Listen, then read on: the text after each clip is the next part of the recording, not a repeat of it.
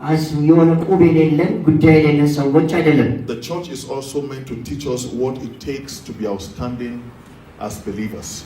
ቤተክርስቲያንም የምታስተምረው እንደ አማኝ እንዴት ነው ጸንተን መቆም ያለብን እንዴት ነው መሆን ያለብን የሚለውን ትነግረናለች። Because there is a way you can represent God that your life in itself becomes evangelistic. ስለዚህ ህይወታችን ራሱ ይናገራል፣ ወንጌላዊ ያደርገናል፣ ይሰብካል፣ ምስክርነት ይሰጣል። So before we step fully into the month of May, ስለዚህ በዚህ በአዲሱ ወር ሜይ ውስጥ እሱን ሐሳቡን ሳንጀምር አዋጆቹን ሳንገባ on this day I want to have this tidied up and then we'll face the series for the month of May. ስለዚህ ይሄኛውን ጨርሰን የሜይ ወርን ደግሞ አዲስ አዋጅ በሚቀጥለው ነው እንጀምራለን። So today we shall be looking at the spirit of excellence. ስለዚህ አሁን የልቀት መንፈስ የላቀ በጣም ታምረኛ የሆነ መንፈስ የሚለውን እናያለን። What it takes. Our objective is twofold. ዓላማችን ሁለት ነው። We shall understand what excellence means. ምንድነው ልቀት ማለት? ከፍ ያለ ነገር ማለት ምንድን? What is excellence? ምንድነው ልቀት? And secondly, we shall be understanding the profit of excellence to a believer. ስለዚህ ለአማኞች ልቀት ምንድነው ትርፍ ይዞ የሚመጣው የሚለው ነው። የላቀ የተሻለ ማለት ነው። The importance of these topics are things that will transcend this season. ስለዚህ ይሄንን ጊዜ እንድናልፈው ያደርገናል። There are things, there are topics or teachings that you can make reference to for the rest of your life. ስለዚህ በህይወታችን ሁሉ ጊዜ ይሄንን እየሰማን እየተቀሰም እናሻሽልበት የእግዚአብሔር ድምጽ ነው ማለት ነው። By way of introduction, I want to say about 4 things this morning. እንደ መግቢያ 4 ነገር ዛሬ እነግራቸዋለሁ። By the way, we'll read from Daniel chapter 6. በነገራችን ላይ ከዳንኤል ምዕራፍ 6 Daniel 6 will read verse 3. ዳንኤል 6 ከቁጥር 3 ጀምሮ እናነባለን። The Bible says, and then this Daniel was preferred above the president and princes because an excellent spirit was in him, and the king thought to set him over the whole realm. ዳንኤልም መልካም መንፈስ ስላለው ከአለቆችና በመሳፍንት በለጠ፣ ንጉሡም በመንግስቱ ሁሉ ላይ ይሾመው ዘንድ አሰበ ይላል። So we see that the reason why Daniel was preferred and set apart and placed above was because a different spirit, which is the spirit of excellence, lived in him. ስለዚህ ዳንኤል ከሌሎቹ ተለይቶ ከፍ እንዲልና እንዲሾም ያደረገው በውስጡ ያለ የላቀ የተሻለ መልካም የሆነ መንፈስ ስላለው። So as believers we are expected in everything that we do. እንደ አማኞች ከኛ የሚጠበቀው የምናደርገው ነገር to manifest the spirit of excellence. የላቀ መንፈስ የእውነት መንፈስን መግለጥ አለበት። The spirit of excellence is a department of the spirit of God. የልቀት መንፈስ የእግዚአብሔር መንፈስ አካል። So carrying the spirit of God and living a life of mediocrity is contradictory in terms.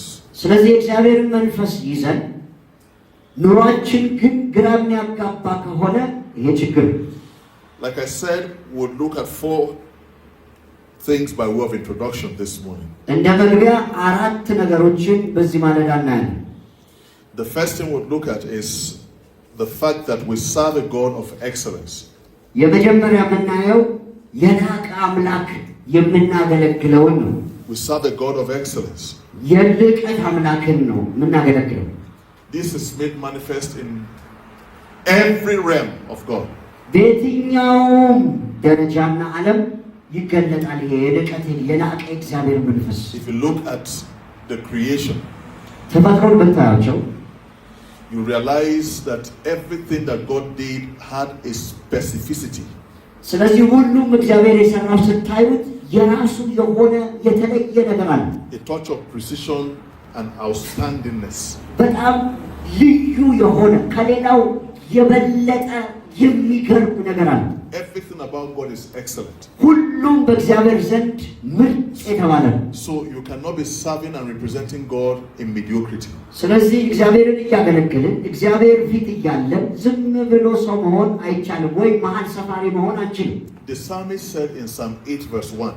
መዝሙር 8:1 ላይ He said, "Oh Lord my God, how excellent is your name." የሰራኸው ነገር እንዴት የላቁ ናቸው፣ እንዴት የበቁ ናቸው ይላል። So from the name of God የእግዚአብሔር ስም ጀምረን to his creation ተፈጥሮንም ስናይ to his person, እሱ ያደረገውን በአንድ ሰው ስታዩ the Bible talks about how God dwells in light. እግዚአብሔር እንዴት በብርሃን ውስጥ እንዳለ ይነግረናል። He dwells in light that is not approachable. በጣም በብርሃን ነው ልንጠጋው የምንችለው ልናየው የማንችለው ብርሃን ውስጥ ነው የሚታየው። It was out of the light that he carried that he created the sun. ስለዚህ Other lights. ከዛ ብርሃን ውስጥ ናቸው እነዚህ ትናንሽ ምንላቸው ብርሃን የፀሐይ የወጡት። Because the Bible said in Genesis chapter 1, and God said, "Let there be lights," and there was light. ዘፍጥረት 1 ላይ ብርሃን ይሁን አለ፣ ብርሃንም ሆነ ይላል። Much later you see that, and God created the sun. ከዛ በኋላ ደግሞ ፀሐይን ፈጠረ ይላል። So where did the first light come from? የመጀመሪያው ብርሃን ከየት ነው የመጣው? It came from him. ከራሱ እኮ ነው የወጣው። God is a God of excellence. እግዚአብሔር የላቀ አምላክ ነው። Whether you are a student, ተማሪ ሆናችሁ or you are a trader, ወይ ነጋዴ you are a civil servant, ወይ ደግሞ የመንግስት ሰራተኛ you are a housewife, ወይ በቤት ውስጥ የሚሰራ ቤት መበለት anything you do, የትኛውንም ስራ ምንሰራ you can manifest that excellent dimension of God. ስለዚህ የዛ የላቀውን የእግዚአብሔርን መንፈስ መግለጥ እንችላለን። Because it is a nature of God, ምክንያቱም የእግዚአብሔር ባህሪ which is meant to dwell in the lives of his children. በልጆች ውስጥ የሚኖር ነው፣ በህይወታችን ውስጥ የሚኖር። If you talk with astronauts or do a little bit of study in that realm, ለአስትሮኖሚዎችን ብታዩ you realize that the sun is so specific and constant. ስለዚህ ፀሐይ በጣም የተለየችና የማታቋርጥ ነች። They say that if the sun is closer to the earth by some inches, በአንዳንድ በትንሽ ኢንች ፀሐይ ወደ ምድር ዝቅ ብትል the whole creatures on earth will die by heat. በምድር ላይ To burn them out. በምድር ላይ ያለ ተፈጥሮ ተጠቅላላ ይቃጠላል። And if you take the sun farther away from the earth, ከምድር ደግሞ ራቅ ወደዛ ብታረጓት every creature on earth will freeze to death. ስለዚህ የተፈጥሮ ያለው ጠቅላላ ወደ ሞት ምን ያደርጋል? በተቃራኒው ይቀዘቅዛል ማለት ነው፣ ይሞታል። God created and placed the sun at a distance that will give warmth to the earth. ስለዚህ ለምድር ሙቀትን የምትሰጥበት ያህል በተገቢው በላቀ ሁኔታ አስቀመጣት And caused life to exist in the earth. ስለዚህ ምድር ላይ ያለው ህይወት እንዲኖር አደረገ። The moon he created multiple of millions of years ago. ስለዚህ የፈጠራት ጨረቃ ብዙ ሚሊዮን ዓመት በፊት ነው የተፈጠረችው። Or thousands, I don't know. I can't tell whether there are millions or thousands of years. ሚሊዮን ሺዎችን እርግጠኛ አይደለሁም። The astronauts ግን አስትሮኖሚ haven't studied the distance of the moon. የጨረቃን ርቀት ሳየው Had also realized that the moon is at a very specific distance from the earth. ከምድር ላይ ርቀቷ በጣም አስፈላጊና በሚያስፈልገው ልክ ነው የራቀችው። So if they incline their rockets at a particular angle and fire at a particular distance, speed, I beg your pardon. ለምሳሌ አንድ ሮኬት ወይ ደግሞ ኤሮስፔስ ላይ የሚሰሩ ሰዎች ያንን ሮኬት ቢለቁት በሆነ ፍጥነት they know that the destination of the rocket is in the moon. ስለዚህ ያ የሮኬቱ መጨረሻ ጨረቃ ነው የሚሆነው። Think about 2 or 3 weeks ago, some of them just returned back from the moon. ስለዚህ ከሁለት ወይ ከሶስት ሳምንት በፊት ከጨረቃ የተመለሱ ሰዎች አሉ፣ ጨረቃ ላይ ምርምር አድርገው ማለት ነው። The earth is made to rotate round its orbit. ስለዚህ በራሷ ኦርቢት ላይ ምድር እንድትሽከረከር ሆና ተፈጥራለች። Other planets are meant to rotate round their orbits. ሌላው በራሱ ኦርቢት ላይ ነው እነ ማርስ ምናምን የምትሏቸው የሚዞሩት Specific speed and distance. ስለዚህ ፍጥነታቸው ራሱ የተገደበና የተነገረ ነው። በዚህ ፍጥነት እየተባለ ነው። None of the planets is jumping into another planet. አንድ ፕላኔት ወደ ሌላ ፕላኔት የሚዘል አይደለም። Or you can imagine the Earth jumps into Pluto one day and then you find yourselves in Pluto. ለምሳሌ ምድር ዘና ወደ ፕሉቶ ብትሄድና ራሳችንን ፕሉቶ ፕላኔት ውስጥ ብናገኝ እንደማለት ነው። Or you see yourself in Mercury and say, what's happening here? You say you are in Mercury. ወይ ሜርኩሪ ውስጥ ተገኝታችሁ ሜርኩሪ ያለውት ብትሉ አንድ ፕላኔት ውስጥ አስቸጋሪ ነው። Everything is precise by excellent creation of God. ሁሉም በእግዚአብሔር ልቀትና በእግዚአብሔር መንፈስ ነው በትክክል የተሰራው። Just imagine how your body system works. አስቡት እስቲ የኛን ሰውነት ሲስተሙን አስቡት። If you study a little bit of physiology ትንሽ ብታጠኑ ስለ ፊዚዮሎጂ and see how the body works ሰውነታችን እንዴት እንደሚሰራ ሲስተሙን ብታዩት in an absolute precision. በጣም በሚገርም ሁኔታ ትክክል ሆኖ ትክክለኛ ቦታ ነው። There are electrolytes that are flowing in your body now. You are not aware. እና እኛ ማናውቀው ኤሌክትሮላይቶች ይንቀሳቀሳሉ በሰውነታችን። If there is a distortion in balance in the electrolytes of your system, ኤሌክትሮላይት እንኳን ትንሽ ግርግር ቢፈጥሩና ትክክል ባይሆን it's a very big problem to the system. ስለዚህ ለሲስተማችን ችግር ይፈጥራል። How the heart works. ልባችን እንዴት እንደሚሰራ The heart is not connected to any electric cable. ከሌላ ኤሌክትሪክ ኬብል ጋር የተገናኘ ነገር የለውም ልብ። What is responsible for the beating of the heart is inside the heart. ስለዚህ ልብ ምታችን እንዲመታ የሚያደርገው ልባችን ውስጥ ነው ያለው። There's a node inside the heart. It's called the SAN node. አሁን ያለውን ነው የልብ ምታችንን የሚቆጣጠረው ለልባችን ምት የሚሰጠው ኃይል የሚሰጠው ማለት ነው። So if they cut off the heart now, pull it out and keep it on the floor, ስለዚህ ልባችን ተቆርጦ እዚህ አሁን ብታዩት ፊት ለፊት it will still be beating. ልባችን ይመታል። So that's how they transplant the heart.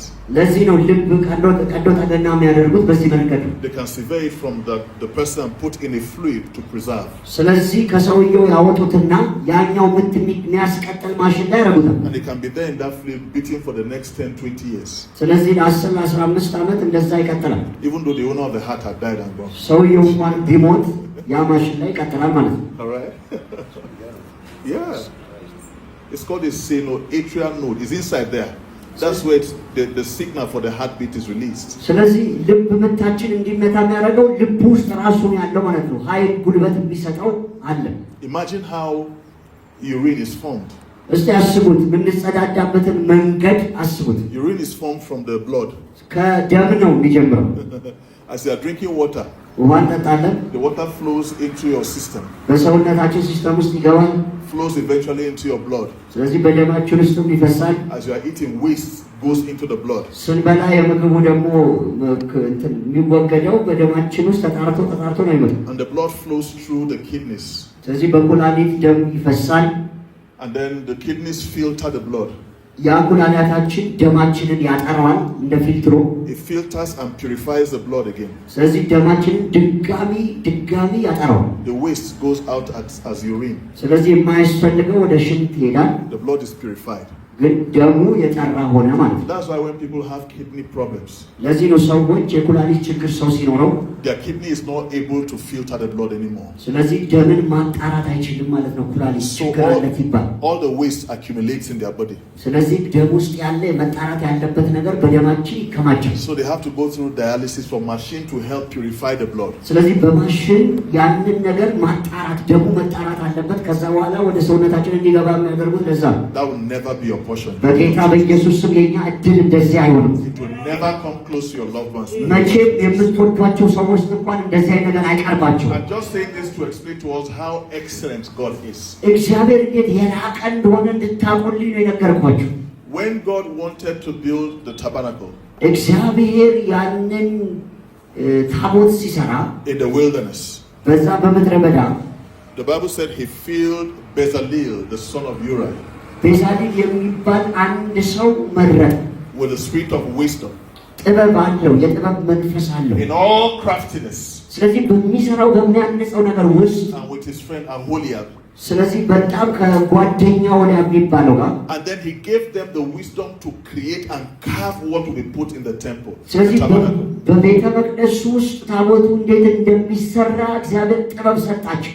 That's in the temple. Exodus 31. You read from verse 1 to 6 or 7. ዘጸአት 31 ከ1 ጀምሮ አንብቡት። So the second thing to say by way of introduction, ሁለተኛ